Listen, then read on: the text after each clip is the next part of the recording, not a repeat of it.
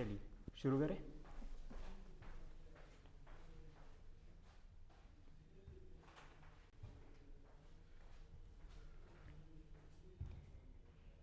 Hello everyone, नमस्कार सभी को। मेरा नाम है गणेश जांगिड़। स्वागत है आप सभी का तेज सिविल के यूट्यूब चैनल पर।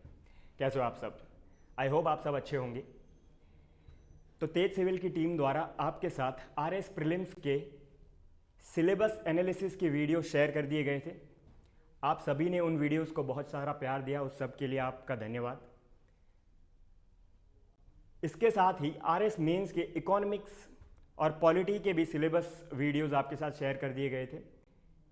इसी श्रृंखला को आगे बढ़ाते हुए आज हम आरएस मेंस के पेपर 1 के यूनिट 3 के अकाउंट एंड ऑडिटिंग का जो सेक्शन है उसको डिटेल से एनालाइज करेंगे और देखेंगे क्या क्या परिवर्तन हुए हैं, और यह भी देखेंगे कि साथ में हमें कौन सी किताबें इनके लिए पढ़नी पड़ेगी। अगर मैं अकाउंट और ऑडिटिंग की बात करूं, यानी कि लेखांकन और अंकेक्षण, तो ये एक टेक्निकल सब्जेक्ट है ना।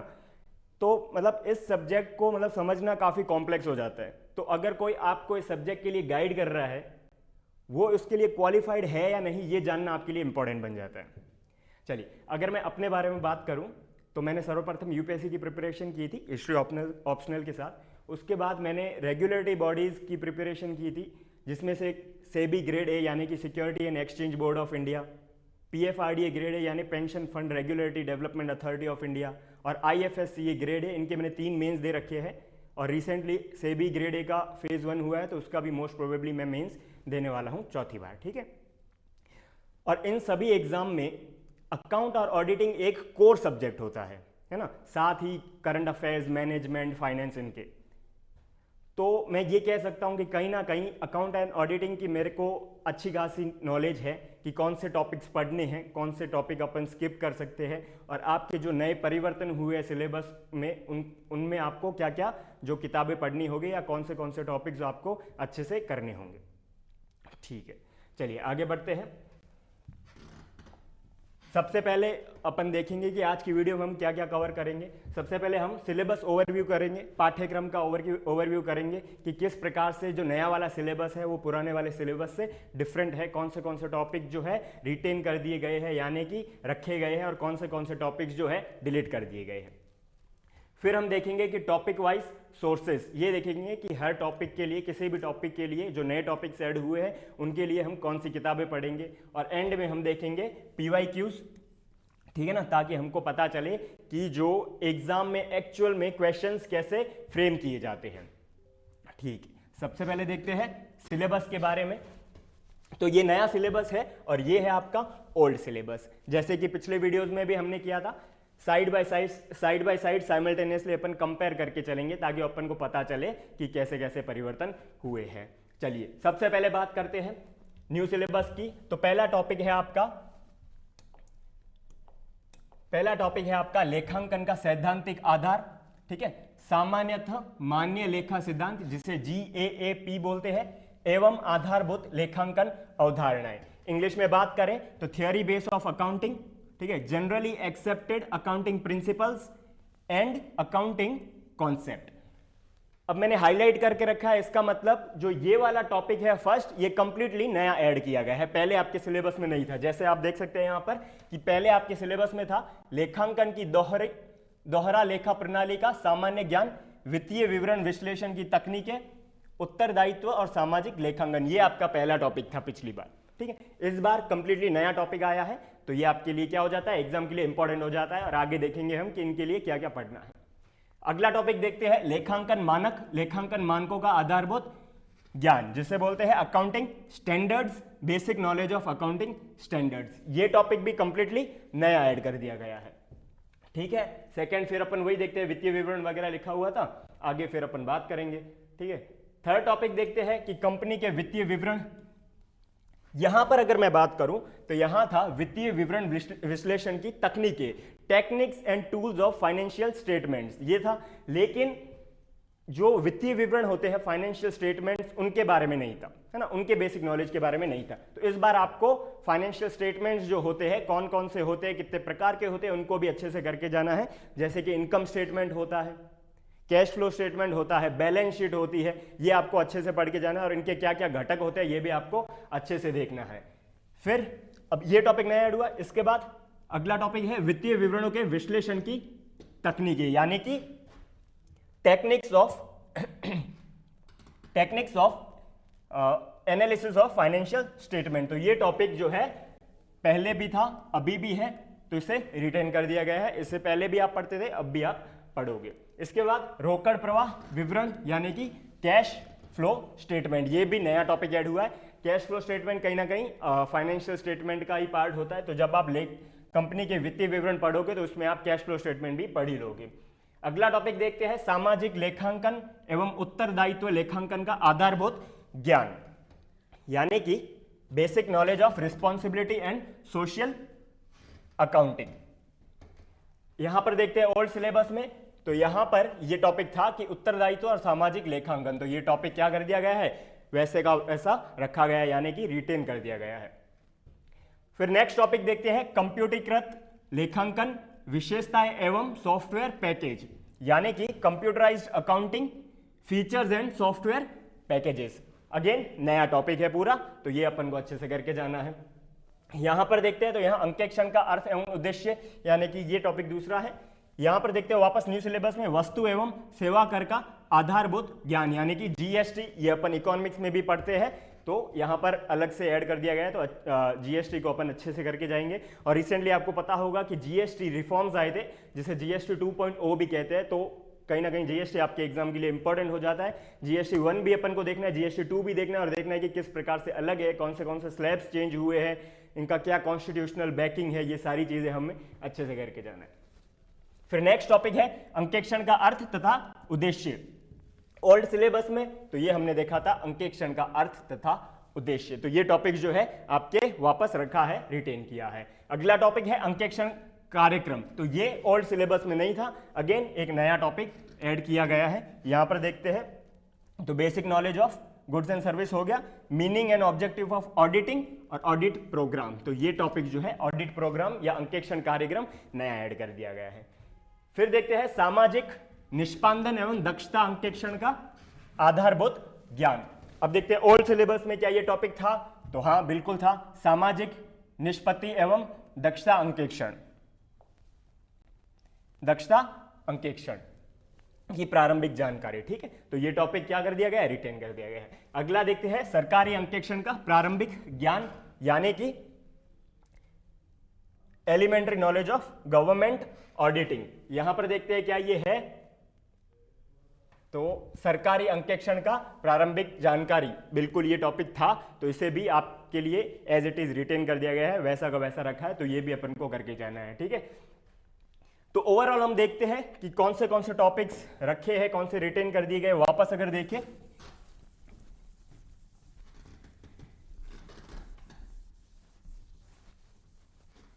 वापस अगर मैं आपको बताऊं कि कौन से नए टॉपिक हैं, तो आपके लिए जो नए टॉपिक है, एक लेखांकन का सैद्धांतिक आधार यानी theory base of accounting GAAP, और अकाउंटिंग कॉन्सेप्ट्स, अकाउंटिंग कॉन्सेप्ट यानी लेखांकन अवधारणा, पहला टॉपिक। दूसरा देखते हैं लेखांकन मानक यानी अकाउंटिंग स्टैंडर्ड्स, दूसरा टॉपिक। तीसरा देखते हैं तो कंपनी के वित्तीय विवरण और रोकड़ प्रवाह विवरण यानी कि financial statement of company and cash flow statement, तो ये तीसरा टॉपिक है जो नया ऐड हुआ है। चौथा देखते हैं कि कंप्यूटरीकृत लेखांकन विशेषताएं एवं सॉफ्टवेयर पैकेज यानी कि computerised accounting features and software package, तो चौथा टॉपिक जो नया ऐड हुआ है। पांचवा देखते हैं वस्तु एवं सेवा कर का आधारभूत ज्ञान यानी जीएसटी, ये हुआ पांचवा टॉपिक। और छठा देखते हैं अंकेक्षण कार्यक्रम यानी कि ऑडिटिंग प्रोग्राम। तो टोटल 6 नए टॉपिक ऐड किए गए हैं। पुराना वाला सिलेबस अगर देखते हैं तो ऐसा लगता है कि 2 ही टॉपिक तो थे, कुछ पढ़ना ही नहीं था, लेकिन अब देखते हैं तो ऐसा लगता है कि इतना सारा पढ़ना पड़ेगा। यूनिट 3 टोटल 70 मार्क्स की है, 14 क्वेश्चंस आएंगे, 5 मार्क ईच। अब इसमें से सोशियोलॉजी, मैनेजमेंट और अकाउंट ऑडिटिंग 3 जो सब्जेक्ट है कवर किए जाते हैं। अब ये आरपीएससी के ऊपर है वो किस सब्जेक्ट पर कितने प्रश्न दे दे। हो सकता है कभी कि 60-70% जो है अकाउंट और ऑडिटिंग से ही दे दे, क्योंकि अकाउंट और ऑडिटिंग एक ऐसा सब्जेक्ट है जो काफ़ी कॉम्प्लेक्स हो जाता है बच्चों को पढ़ने के लिए। और अगर आरपीएससी ने ऐसा सोच लिया कि भाई पेपर को थोड़ा डिफिकल्ट बनाते हैं स्टूडेंट्स के कॉन्सेप्ट को चैलेंज करते हैं, तो वो अकाउंट एंड ऑडिटिंग के काफ़ी सब्जेक्ट्स, काफ़ी क्वेश्चन जो है दे देंगे सोशियोलॉजी और मैनेजमेंट की बजाय। तो अपन को अकाउंट और ऑडिटिंग अच्छे से करके जाना है, स्किप बिल्कुल नहीं करना है। जिस प्रकार से जो कट ऑफ आ रही है आरएस मेंस की, उस हिसाब से अपन को ईच एंड एवरी सब्जेक्ट अच्छे से करके जाना है, ठीक है। अब देखते हैं टॉपिक वाइज कौन से सोर्सेज आपको पढ़ने हैं। ठीक, सबसे पहला टॉपिक देखते हैं, theory base of accounting, generally accepted accounting principles and accounting concept. लेखांकन का सैद्धांतिक आधार, सामान्यतः मान्य लेखा सिद्धांत जिसे GAAP कहते हैं, एवं आधारभूत लेखांकन अवधारणाएं। पहला टॉपिक है ये जो नया ऐड हुआ, कहां से पढ़ेंगे, मैंने आपके लिए यहां मेंशन करके रखा है, एनसीईआरटी क्लास 11th के चैप्टर 2 से। NCERT class 11th chapter 2 as it is आपका ये टॉपिक अवेलेबल है, आपको अच्छे से करके जाना है। जैसे पहला ही टॉपिक आप देख सकते हो, थ्योरी बेस ऑफ अकाउंटिंग, लेखांकन के सैद्धांतिक आधार, जो आपका सिलेबस है ना, एज इट इज है, तो ये पढ़ लोगे आप। फिर इसमें आगे ये देख सकते हो, जनरली एक्सेप्टेड अकाउंटिंग प्रिंसिपल, यानी कि सामान्यतः मान्य लेखांकन सिद्धांत। मैंने यहाँ पर जो आपके पीडीएफ है यहाँ पर हाईलाइट तक कर दिया है, स्टार्स तक बना दिए है कि यहाँ पर आपको ये पढ़ के जाना है। तो जब भी आपके साथ ये पीडीएफ शेयर कर दी जाएगी टेलीग्राम पे, आपको अच्छे से पढ़ना है, ठीक है। अगला देखते हैं, आधारभूत लेखांकन संकल्पना, यानी कि बेसिक अकाउंटिंग कॉन्सेप्ट, जो ये है अकाउंटिंग कॉन्सेप्ट, ये वाला भी टॉपिक यहाँ पर दिया हुआ है।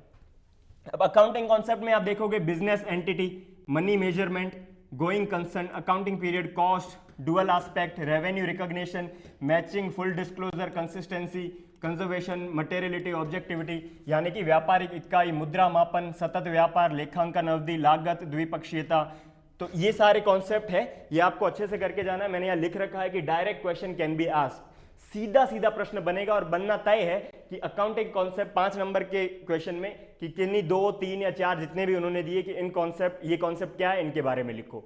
तो आपको ये सारे कॉन्सेप्ट अच्छे से पता होने चाहिए, ठीक है। और आपको ये एनसीईआरटी के क्लास 11 चैप्टर 2 में अच्छे से मिल जाएगा, ठीक है। अगला टॉपिक देखते हैं, एक्सक्यूज मी एक मिनट।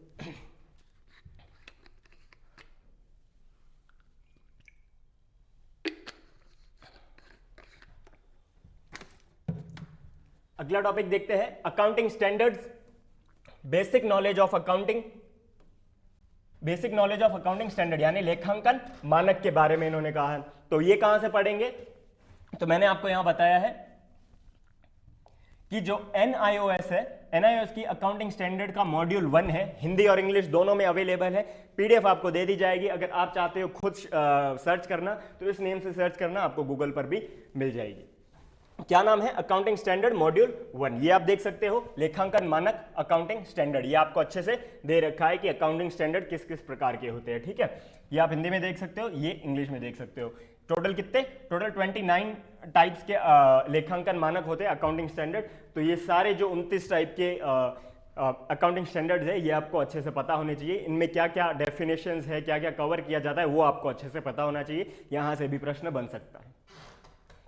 नेक्स्ट देखते हैं, अगला टॉपिक है फाइनेंशियल स्टेटमेंट ऑफ कंपनी, ठीक है। Techniques of analysis of financial statement, cash flow statement, यानी कि कंपनी के वित्तीय विवरण, वित्तीय विवरणों के विश्लेषण की तकनीकें, रोकड़ प्रवाह विवरण।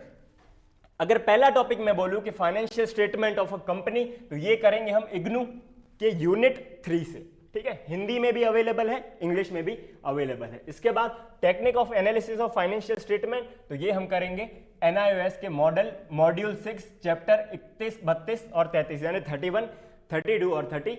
3 चैप्टर क्यों करेंगे, मैं अभी आपको आगे बताऊंगा, ठीक है। फिर कैश फ्लो स्टेटमेंट है, तो कैश फ्लो स्टेटमेंट हम NIOS के मॉड्यूल 6 के चैप्टर 34, यानी चैप्टर 31, 32, 33 और 34, 4 चैप्टर जो है NIOS का, ये आपको अच्छे से करके जाना है इन टॉपिक्स के लिए। देखते हैं क्या क्या है इनमें। तो पहले बात की इग्नू यूनिट 3 की, इसमें आपको इंट्रोडक्शन टू फाइनेंशियल स्टेटमेंट मिल जाएगा, यानी कि वित्तीय विवरण के बारे में मिल जाएगा, है ना। ऑब्जेक्टिव्स क्या होते हैं वित्तीय विवरण के, ये मैंने यहाँ लिखा है कि मस्ट रीड, इसे पढ़ना ही पढ़ना है, ठीक है। और फिर वित्तीय विवरण, ये हिंदी में देख सकते हो, वित्तीय विवरण का परिचय, वित्तीय विवरण के उद्देश्य, ठीक है ना।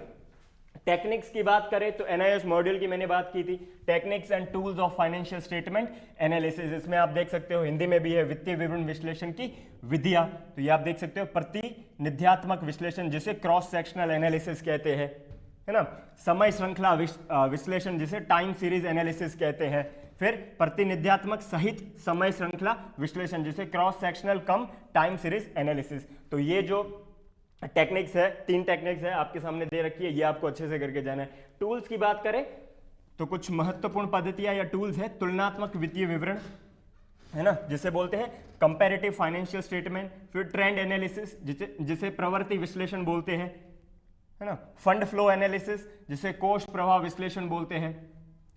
फिर कॉमन साइज स्टेटमेंट जिसे समान आकारीय विवरण बोलते हैं। अनुपात विश्लेषण जिसे रेशियो एनालिसिस बोलते हैं। और एंड में रोकड़ प्रवाह विश्लेषण जिसे कैश फ्लो एनालिसिस बोलते हैं। तो ये सारे टूल्स भी अपन को अच्छे से करके जाने हैं। मैंने आपको बताया इतने चैप्टर क्यों पढ़ने हैं, तो जो चैप्टर 31 है उनमें सारी चीजें कवर है, लेकिन 32 और 33 में जो आपका रेशियो एनालिसिस है यानी कि अनुपात विश्लेषण, ये जो फंड फ्लो एनालिसिस टेक्निक्स होते हैं उनमें से सबसे इंपॉर्टेंट होता है। इसके कई रेशियो के प्रकार 4 या 5 प्रकार होते हैं और उसके अंदर भी कई प्रकार होते हैं। तो ये रेशियो एनालिसिस में आपको टोटल 2 चैप्टर कवर करने पड़ेंगे, 32 और 33 रेशियो एनालिसिस हम अच्छे से करके जाएंगे, है ना। ठीक है, अब कैश फ्लो स्टेटमेंट की बात करें तो ये रहा कैश फ्लो स्टेटमेंट, जो चैप्टर 34 है 34 किसका, एनओएस मॉड्यूल 6 का। ये आप देख सकते हो कि रोकड़ प्रवाह विवरण क्या होता है उसके बारे में पूरा दे रखा है। फिर जो कैश फ्लो होता है, रोकड़ का प्रवाह होता है, वो किन किन क्रियाओं से, कौन सी एक्टिविटीज से होता है, ये एक इंपॉर्टेंट कॉन्सेप्ट बनता है इसमें। तो ये आप देख सकते हो ऑपरेटिंग एक्टिविटीज यानी परिचालन क्रियाएं, है ना, कैश इनफ्लो कैश आउटफ्लो। ये आप देख सकते हो इन्वेस्टिंग एक्टिविटीज यानी कि विनियोजन क्रियाएं। ये आप देख सकते हो फाइनेंसिंग एक्टिविटीज यानी कि वित्तीय क्रियाएं। तो यहां से प्रश्न बनेगा ही बनेगा, ठीक है। तो यहां से ये आप कर लोगे। अगला देखते हैं, चलिए अब एक techniques of financial statement analysis, ये टॉपिक अपना रिटेन हुआ है। मैंने बताया था कि पहले भी था, तो पहले इसके ऊपर पीवाईक्यूज भी आए होंगे एग्जाम में, तो पीवाईक्यू देख लेते हैं। ये आप देख सकते हो 2016 का है, right any 2 objective of financial statement analysis. वित्तीय विवरण विश्लेषण की कोई 2 उद्देश्य बताओ। What do you understand by net working capital यानी कि शुद्ध कार्यशील पूंजी से आप क्या समझते हैं। What does balance sheet reveal, right any 2 point. जो स्थिति विवरण होता है वो क्या प्रकट करता है, 2 बिंदु लिखने हैं। Right formula of solvency ratio, debt equity ratio, ठीक है ना। शोध क्षमता अनुपात और ऋण क्षमता अनुपात, जो मैंने बोला था कि रेशियो एनालिसिस जो है काफी इंपॉर्टेंट टॉपिक है, तो देखो आप सीधा 2 रेशियोज के बारे में पूछ लिया। Explain meaning of operating cycle method, तो ये वर्किंग कैपिटल के अंडर आता है, ये आपको पूछ लिया, ठीक है। फिर देखते हैं 2018 का प्रश्न है, व्हाट इज रेशियो एनालिसिस, फिर से पूछ लिया अनुपात विश्लेषण के ऊपर। फिर फंड फ्लो एनालिसिस टेक्निक, मैंने आपको जो टेक्निक्स बताई थी उनमें से टूल्स जो बताए थे उनमें से एक ये टूल था फंड फ्लो एनालिसिस। एक पूछ लिया 2 मेथड्स ऑफ ट्रेंड एनालिसिस, तो ट्रेंड एनालिसिस भी एक टूल था फाइनेंशियल स्टेटमेंट एनालिसिस का, वित्तीय विवरण विश्लेषण का। ये 2024 में, हालांकि अब ये है कि 2023 और 24 मेंस में ये जो न्यूमेरिकल्स है ये दे रहे हैं आरपीएससी, तो कहीं ना कहीं आप रट के सिर्फ जाओ इससे चलेगा नहीं, कॉन्सेप्ट आपको समझना पड़ेगा, देखना पड़ेगा क्या करंट एसेट्स होते हैं, करंट लाइबिलिटीज क्या होती है किसी भी कंपनी का, है ना, वो सारी चीजें आपको ध्यान होगी तभी जाके आप ये वाले न्यूमेरिकल्स कर पाओगे। तो ये न्यूमेरिकल 2024 में था कि the following information has been taken from the book of ABC limited, यानी कि निम्नलिखित सूचनाएं एबीसी लिमिटेड की पुस्तकों से ली गई है, ठीक है ना। इन्होंने दे दिया कि cash and bank balance, trade payable, trade receivable, inventory sales, cost of good sales, यानी कि नकद एवं बैंक शेष, व्यापारिक देयता, व्यापारिक प्राप्य, इस प्रकार से सारी चीजें दे रखी है। और क्या ज्ञात करना है, तो अगेन रेशियो ज्ञात करना है। रेशियो जिसके 2 चैप्टर नंबर 32, 33 एनआईएस मॉड्यूल 6, तो वो 2 चैप्टर अपन को अच्छे से करके जाना है। Current ratio, quick ratio, receivable turnover ratio, तो ये 3 रेशियो ज्ञात करने थे, ठीक है। इजी है, ज्यादा टफ नहीं है ये न्यूमेरिकल, अगर आपने रेशियोज के बेसिक्स ध्यान दिए, ठीक है। अगला पीवाईक्यू देखते हैं कि calculate capital of business from the following, fixed asset यानी कि स्थायी संपत्तियां, चालू दायित्व यानी कि करंट लाइबिलिटीज, और stock and sundry debtors and cash यानी कि स्कंध, विविध देनदार एवं रोकड़। तो आपको क्या ज्ञात करना था, कंपनी का कैपिटल ज्ञात करना था, है ना, व्यवसाय की पूंजी ज्ञात करनी थी। तो अगेन मैंने जो बताया था करंट एसेट क्या होते हैं, करंट लाइबिलिटी क्या होती है, अगर उसकी आपको नॉलेज है तो ये आप जो न्यूमेरिकल है आसानी से कर लोगे, ज्यादा टफ नहीं था। अगला पीवाईक्यू देखते हैं, right down any 5 techniques of financial statement analysis, जो हमने बात की थी टूल्स और टेक्निक, उनमें से कोई भी 5 आपको नाम यहाँ पर मेंशन करने थे। तो इजी क्वेश्चन था, ठीक है। चलिए अगला टॉपिक देखते हैं सिलेबस का। अगला टॉपिक है basic knowledge of responsibility and social accounting, सामाजिक लेखांकन एवं उत्तरदायित्व लेखांकन का आधारभूत ज्ञान। अब कहां से करेंगे, तो इग्नू के यूनिट 14 और यूनिट 3 से। इग्नू के यूनिट 14 और यूनिट 3 से। ये आप देख सकते हो कि the concept of responsibility accounting, जो ये दे रखा है रिस्पॉन्सिबिलिटी अकाउंटिंग, और फिर सोशल अकाउंटिंग ये दे रखा है जो कि आपके सिलेबस में है, ठीक है। अगला देखते हैं computerised accounting, features and software packages, कंप्यूटरीकृत लेखांकन विशेषता एवं सॉफ्टवेयर पैकेज। तो ये भी जो टॉपिक है नया है। कहां से करेंगे, तो ये करेंगे कि इग्नू के यूनिट 11 एंड 18। दो क्यों दे रखी है, क्योंकि इंग्लिश में यूनिट 11 है, यूनिट 11 है, और हिंदी में ये यूनिट 18 यानी कि इकाई 18 के नाम से आपको गूगल पे मिल जाएगा। करना आपको एक ही है, अगर इंग्लिश मीडियम है तो यूनिट 11, हिंदी मीडियम है तो इकाई 18 आपको करना है। इसमें कंप्यूटराइज्ड अकाउंटिंग दे रखा है, difference between manual and computerised accounting, यानी कि कंप्यूटरीकृत लेखांकन प्रणाली और मैनुअल लेखांकन प्रणाली में अंतर, कंप्यूटरीकृत लेखांकन का परिचय, अकाउंटिंग सॉफ्टवेयर का चयन करते समय ध्यान देने योग्य बात। तो जो ये अकाउंटिंग सॉफ्टवेयर यानी कि सॉफ्टवेयर पैकेजेस की बात की है वो भी यहाँ पर इंक्लूड कर दिया गया है। अकाउंटिंग सॉफ्टवेयर इन इंडिया अलग से ये टॉपिक है, भारत में अकाउंटिंग सॉफ्टवेयर, तो ये आपका टॉपिक कवर हो जाएगा, ठीक है। अगला देखते हैं। अच्छा, अब अगेन ये वाला जो टॉपिक है basic knowledge of responsibility social accounting, as it is रखा गया है, रिटेन किया है, इसमें चेंजेस नहीं किए। तो यहाँ से भी PYQ बने होंगे, कौन से बने हैं वो देखते हैं। तो ये आप देख सकते हो, define social accounting. Social accounting क्या होता है वो मैंने दिया था आपको PDF की इग्नू का, उसमें दे रखा था सोशल अकाउंटिंग। ये आप देख सकते हो सोशल अकाउंटिंग, तो ये एज इट इज आप यहाँ से कर सकते हो। अगला है right any to limitation of responsibility accounting. तो आप जब रिस्पॉन्सिबिलिटी अकाउंटिंग यानी उत्तरदायित्व लेखांकन के बारे में पढ़ोगे तो उसकी लिमिटेशंस के बारे में भी अच्छे से पढ़ लोगे। अगला देखते हैं mention 4 type of responsibility centres with reference to responsibility accounting. उत्तरदायित्व लेखांकन के संदर्भ में 4 उत्तरदायित्व केंद्रों को बताइए, तो ये भी आप पढ़ लोगे। फिर है right the meaning of responsibility accounting and the name of responsibility centre. उत्तरदायित्व लेखांकन का अर्थ एवं उत्तरदायित्व केंद्रों के नाम लिखिए। What do you mean by social accounting, ये जो PYQ है वापस आया है। Give any 3 characteristics of social accounting, और 2024 में पूछा गया था give any 4 approaches of social accounting. तो ये सारे PYQs थे। अगला देखते हैं टॉपिक।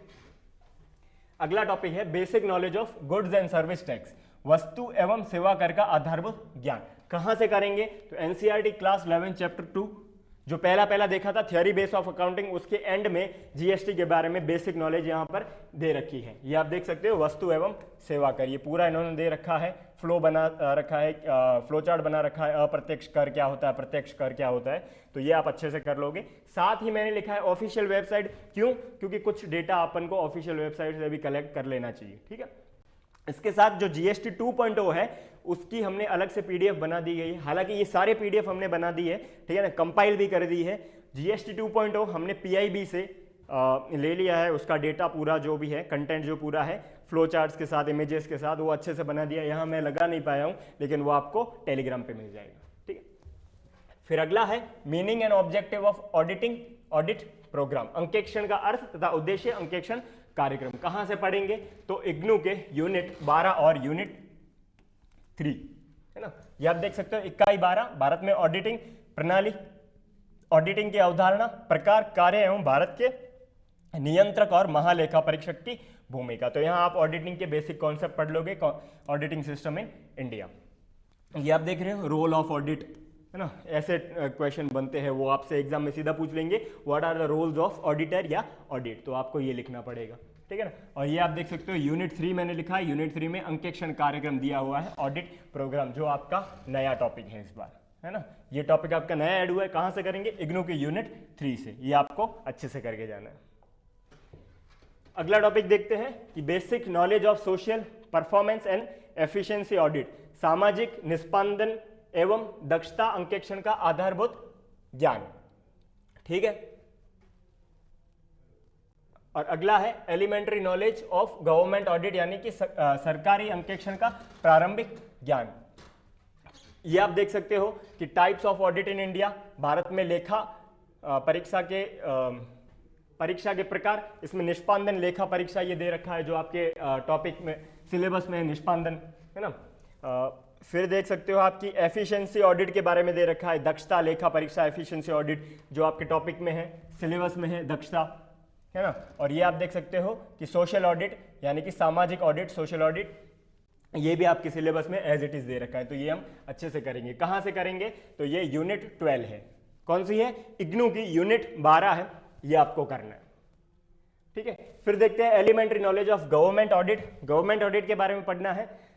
तो अगेन जो यूनिट 12 है उसके एंड में controller and auditor general of India यानी कि नियंत्रक, भारत के नियंत्रक एवं महालेखा परीक्षक के कार्य और भूमिका। तो कैग क्या होता है, कैग गवर्नमेंट का ही तो ऑडिटर होता है, तो elementary knowledge of government audit के बारे में पूछा है तो यही तो हम पढ़ेंगे, है ना। और इसके अलावा अगर आपको कुछ पढ़ना है तो मैंने कैग वेबसाइट के बारे में लिखा है, इसकी पीडीएफ भी मैं आपको दे दूंगा, ऐसे मैंने हाईलाइट करके रखा है कि ये पॉइंट पढ़ो, ये वाला पॉइंट पढ़ो, स्टार्स लगा रखे हैं, ठीक है। तो आपको ज्यादा दिक्कत नहीं होंगे, कुछ एक पॉइंट होंगे उस पीडीएफ की, वो आपको पढ़ लेना है। ये देखो, Indian government system of account and audit and commercial system. अब ये जो कैग की वेबसाइट की जो ये पीडीएफ है, ये केवल इंग्लिश में अवेलेबल थी, हिंदी में अवेलेबल हुई नहीं, तो इसके जो भी टॉपिक्स जो इंपॉर्टेंट है वो मैं ट्रांसलेट करके आपको दे दूंगा। अब इसके पीवाईक्यू देखते हैं। पीवाईक्यू क्यों देखेंगे, क्योंकि ये वाला जो टॉपिक है basic knowledge of social performance and efficiency audit और elementary knowledge of government audit, ये पहले भी था, तो इसके पीवाईक्यूज भी होंगे। Write any two difference between internal check and internal audit, तो ये ऑडिटिंग सिस्टम इन इंडिया के बारे में पढ़ोगे तब वहां पर आपको इंटरनल ऑडिट वगैरह सब पढ़ने को मिलेगा। What is the designation of person having highest authority in government audit, तो वही कैग के बारे में पूछ लिया। Give any two differences between efficiency audit and performance audit, वो हमने देख लिया था, ठीक है। Define efficiency audit, what is social audit, तो ये मतलब एज इट इज आ रहे, ये देखो परफॉर्मेंस ऑडिट है ना, जिसे निष्पादन लेखा परीक्षा, एफिशिएंसी ऑडिट जिसे दक्षता लेखा परीक्षा, सोशल ऑडिट जिसे सामाजिक ऑडिट। मैंने यहाँ मस्ट भी लगा रखा है कि मस्ट ये आपको करना ही करना है, यहाँ से सीधे प्रश्न बन रहे, ठीक है। Give any 4 objective of auditing, तो वेरी बेसिक क्वेश्चन, अगर आप पढ़ रहे हो कि अंकेक्षण क्या है, ऑडिटिंग क्या है, तो उसके बारे में जो 4 ऑब्जेक्टिव है वो लिखने हैं। ये write down element of auditing as per the definition given by international auditing and assurance standard board, तो ये आप अकाउंटिंग स्टैंडर्ड पढ़ोगे और साथ में ऑडिटिंग पढ़ोगे तो वहां पर आपको मिल जाएगा।